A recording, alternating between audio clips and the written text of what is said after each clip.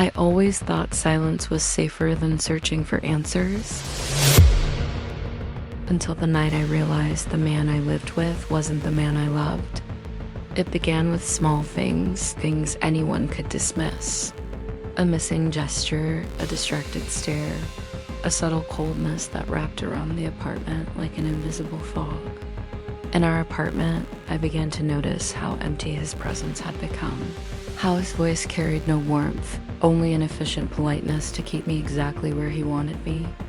He wasn't cruel, not openly, but his affection slowly vanished, replaced by a quiet distance that made me question my own worth.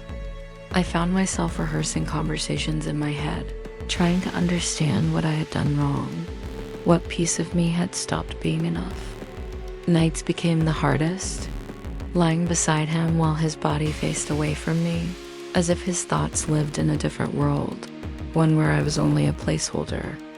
One evening, while he showered, I noticed his phone light up on the bed, not with a name, but with a message preview that pierced me. "Did you tell her yet?"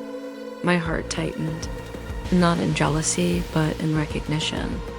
Suddenly everything made sense. The distance, the excuses, the way he avoided my eyes when I spoke about the future. I wasn't losing him, he had already left. But instead of confronting him, I stayed quiet, watching him move through the apartment like a stranger wearing the shape of someone I used to trust. Ever felt this kind of loneliness within a relationship? Please take a second to subscribe. These stories are for you. These stories are for people who love deeply, hurt quietly, and need a place to feel understood. I tried to convince myself I could fix us, that if I stayed calm and loving, he would come back to me. But you cannot restore something that someone else has already decided to abandon. The worst part wasn't the betrayal. It was the realization that I had been loving alone for months, maybe years, while he used my loyalty as a comfortable shelter.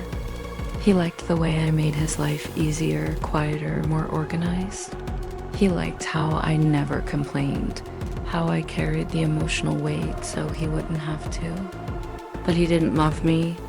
He loved the version of him that existed around me, the attention, the reassurance, the domestic calm that required no effort on his part. One night, as he packed a small bag without explanation, as if I didn't deserve one, I watched his reflection in the hallway mirror. He wasn't even pretending anymore. I wasn't a partner. I was a convenience.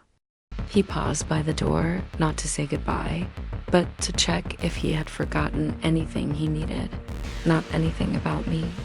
Just things, objects, accessories to his life.